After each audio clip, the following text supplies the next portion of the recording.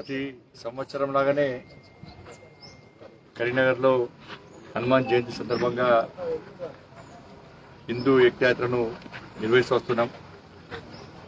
అనేక సంవత్సరాలుగా ఈ కార్యక్రమం చేస్తూ వస్తున్నాం. హిందూ సమాజం యొక్క సంఘటిత శక్తిని చాటాలనే ఉద్దేశంతో, హిందూ సమాజం యొక్క ఐక్యత స్ఫూర్తిని అందరికి చూపించాలనే ఉద్దేశంతో, హిందూ సమాజం పట్ల రాజకీయ పార్టీలు కానీ ప్రభుత్వాలు కానీ ఏ విధంగా అనగలొక్క ధోరణి అవలంబిస్తున్నారో, మైనార్టీ సంతుష్టీకరణ విధానం అవలంబిస్తున్నారో దానికి ధీటుగా హిందూ సమాజం సంఘటితమైంది. హిందూ సమాజం ఐక్యంగా ఉంది. హిందూ సమాజాన్ని ఇబ్బంది పెట్టే ప్రయత్నం చేస్తే ఈ విధంగా మా శక్తిని ప్రదర్శిస్తాం. ఇంత శక్తివంతంగా హిందూ సమాజం ఉందని చెప్పి సమాజానికి ఒక సంకేతం ఇవ్వడానికి, ఒక స్ఫూర్తి, సమాజంలో ఒక స్ఫూర్తి నింపడానికి ప్రతి సంవత్సరం ఈ హిందూ ఏకయాత్ర నిర్వహిస్తున్నాం. అనేక మంది జిల్లా వ్యాప్తంగా అనేక మంది హిందూ యువకులు కానీ చిన్న పెద్ద తేడా లేకుండా, ముస్లిం తేడా లేకుండా ప్రతి ఒక్కరు కూడా జై శ్రీరామ్ అంటూ, భారత్ మాతాకి జై అంటూ, జై హనుమాన్ అంటూ ఈ యాత్రకు తరలి వస్తుంటారు. ఈసారి కూడా పెద్ద సంఖ్యలో ముఖ్యంగా యువకులు ఈ హిందూ ఏకయాత్రకు రాబోతున్నారు. కరీంనగర్ జిల్లా నుంచి ప్రతి ఒక్కరు కూడా తరలి రావాల్సిందిగా ఈ సందర్భంగా విజ్ఞప్తి చేస్తూ మరొకసారి హిందూ సమాజం యొక్క ఐక్యతను ప్రదర్శిద్దాం. హిందూ సమాజం యొక్క సంఘటిత శక్తిని ఇలా పాలకులకు చూపడదాం. హిందూ ధర్మానికి వ్యతిరేకంగా ఎవరు వ్యవహరించినా కూడా, హిందూ సమాజాన్ని ఎవరు చీల్చే ప్రయత్నం చేసినా కూడా, హిందూ దేవులను ఎవరు కించపరిచే ప్రయత్నం చేసినప్పుడు కూడా ఇది మా సంఘటిత శక్తి అని చెప్పి చూపెట్టే ప్రయత్నంలో భాగంగా చేస్తున్న హిందూ ఏకయాత్రకు అందరూ స్వచ్ఛందంగా తరలి రావాల్సిందిగా అందరిని ఆహ్వానిస్తూ, దాని తగ్గట్టు అన్ని ఏర్పాట్లు పూర్తయినాయి.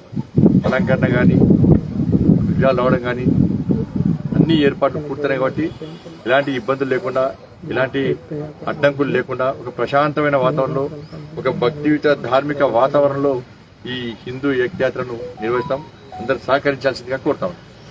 ఎంతమందిని ఎక్స్పెక్ట్ చేస్తున్నారు? దాదాపు 20,000 మంది పైగా, ప్రతి సంవత్సరం దాదాపు ఇది చేస్తారు. 20,000 మంది పైగా ఈ హిందూ ఏకయాత్రలో పాల్గొనడానికి కరీంనగర్ జిల్లా మాట అందరూ వస్తా ఉన్నారు. మీరు ఎంపీగా బాధ్యతలు చేపట్టి 3 సంవత్సరాలు అయిపోయింది. ఇచ్చే మెసేజ్ తప్పకుండా మోడీ గారి యొక్క నేతృత్వంలో, వాళ్ళ అమ్మవారి యొక్క ఆశీర్వాదంతో, కరీంనగర్ పార్లమెంట్ నియోజకవర్గ ప్రజల యొక్క సహకారంతో, ముఖ్యంగా మీ మీడియా మిత్రుల యొక్క సహకారంతో ఇలా కరీంనగర్ పార్లమెంట్ సభ్యుడిగా ఎన్నిక కాబట్టి 3 సంవత్సరాలు పూర్తి చేసుకున్న సందర్భంలో చాలా సంతోషం అనిపిస్తున్నది. నేను ఒక మహానుభావుని నేతృత్వంలో పార్లమెంట్ సభ్యునిగా ఉండడం, అందుకే ప్రతిసారి చెప్తూ ఉంటాను, కరీంనగర్ పార్లమెంట్ ప్రజలకు రుణపడి ఉంటాను. ఎందుకంటే అనేక సాహసోపేతమైన కఠిన నిర్ణయాలు ఇలా మోడీ గారు ప్రభుత్వం తీసుకున్నది. నేను మొదటి చూడ దేశము ధర్మం అనే ఒక విధానంతో, ఒక నిర్ణయంతో ముందుకు సాగుతా ఉన్నాను. 370 ఆర్టికల్ కానీ, అయోధ్యలో రామమందిర నిర్మాణం కానీ, సిఏఏ కానీ, ట్రిపుల్ తలాక్ కానీ అనేక నిర్ణయాలు తీసుకున్నారు. దాంతోపాటు కరీంనగర్ పార్లమెంట్ నియోజకవర్గానికి సంబంధించి అన్ని రకాలుగా కేంద్ర ప్రభుత్వం సహకరిస్తా ఉన్నది. నేషనల్ హైవే విషయంలో కానీ, గ్రామీణ సడక్ యోజన విషయంలో కానీ, సిఆర్ఎఫ్ విషయంలో కానీ, నిధులు కేటాయించడం కానీ పూర్తి వివరాలు నేను అందించడం జరిగింది.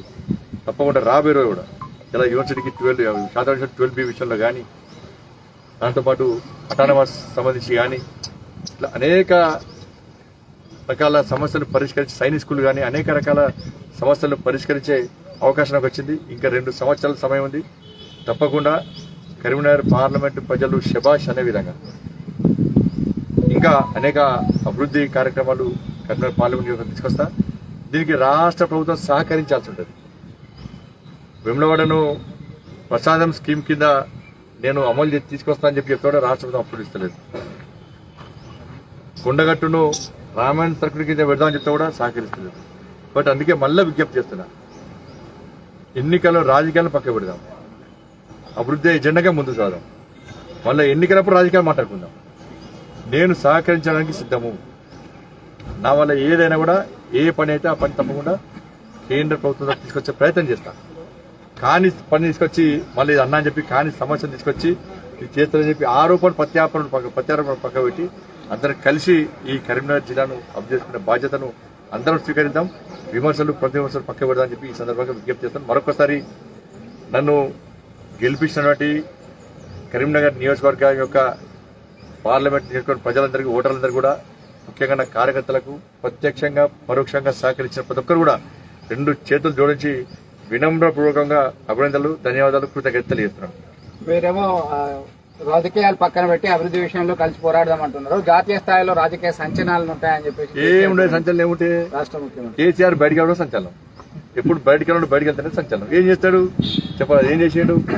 ఢిల్లీ పోయొచ్చాడు. మోడీ గారు వస్తారని చెప్పి ఢిల్లీ పోయాడు. మళ్ళీ ఇవాళ వచ్చే నేను వచ్చిండు. మళ్ళీ రేపు పోతాడు. ఇక రేపు నాకైతే తెలిసి ఎల్లుండి ఉండడు. ఇవాళ పోయి మీకు ఇస్తాడు, లెటర్ ఇస్తాడు.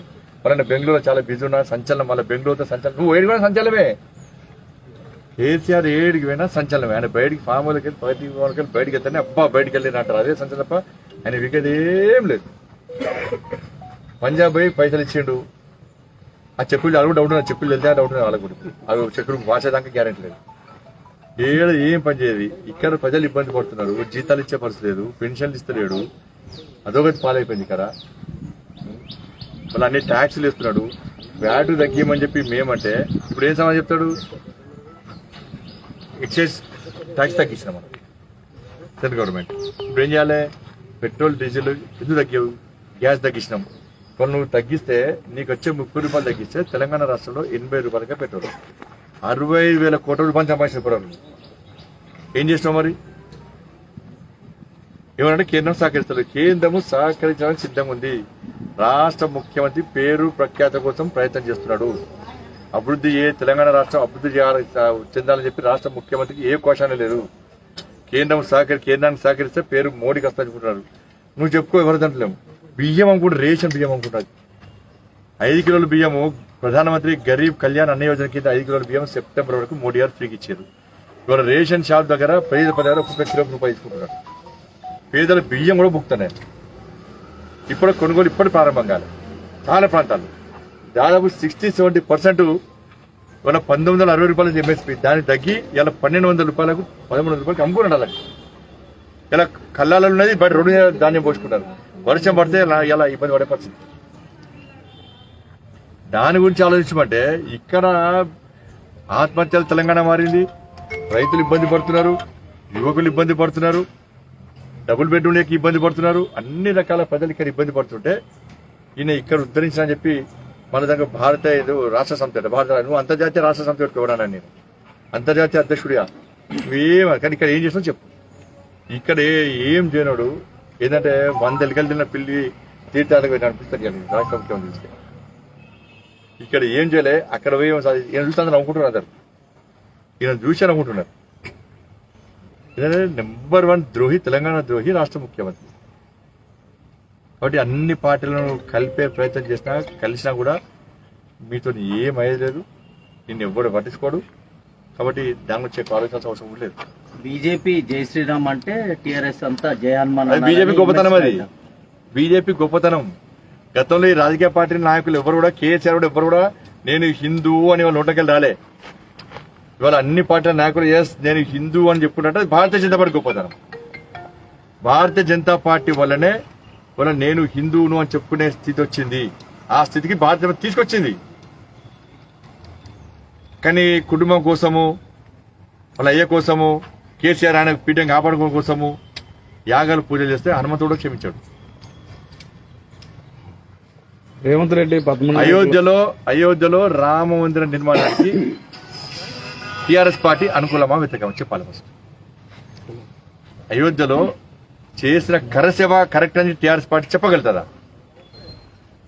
ఈ దేశంలోని హిందువులందరూ ఆరాధ్య దైవంగా భావించే అందరి రాముడు, ఆదర్శ రాముడు, అందాల రాముడు అనేటి రాముడు జన్మించిన స్థలంలో కరసేవ చేసి అనేక మంది కరసేవకులు బలిదానం అయినప్పుడు కూడా మా మోడీ గారి కరసేవకుల బలిదానం వృధా పోనియా. నా కరసేవకులు ఏ రాముని కోసం బలిదానం అయిపోయారో అక్కడ దివ్యమైన భవ్యమైన రామ మందిర నిర్మాణం నిర్మించి తీరుతామని చెప్పి కరసేవ చేసే కరసేవకు వీరికి అనుకూలమా? అక్కడ రామ మందిర నిర్మాణానికి వీళ్ళు అనుకూలమా? రాముడు అయోధ్యలో పుట్టినని చెప్పి వీళ్ళు అదే ప్లేస్ లో భావిస్తారా? చెప్పండి. ధన్యవాదాలు. రేవంత్ రెడ్డి 2 కులాల గురించి మాట్లాడటాన్ని ఎట్లా చూస్తారు? చెప్పాలి. బాగుంటుంది కాబట్టి. హాయ్ ఫ్రెండ్స్, మా టుడే టుమారో యూట్యూబ్ ఛానల్ చూస్తున్నందుకు చాలా థ్యాంక్స్. మరిన్ని లేటెస్ట్ వీడియోస్ కోసం వెంటనే సబ్స్క్రైబ్ చేయండి. అలాగే ఈ బెల్ ని కూడా రింగ్ చేసేయండి. మా నోటిఫికేషన్స్ అన్ని మీ మొబైల్లో వస్తాయి. అలాగే మా వీడియోస్ మీకు నచ్చితే లైక్ చేయండి, షేర్ చేయండి, నచ్చకపోతే కామెంట్ చేయండి.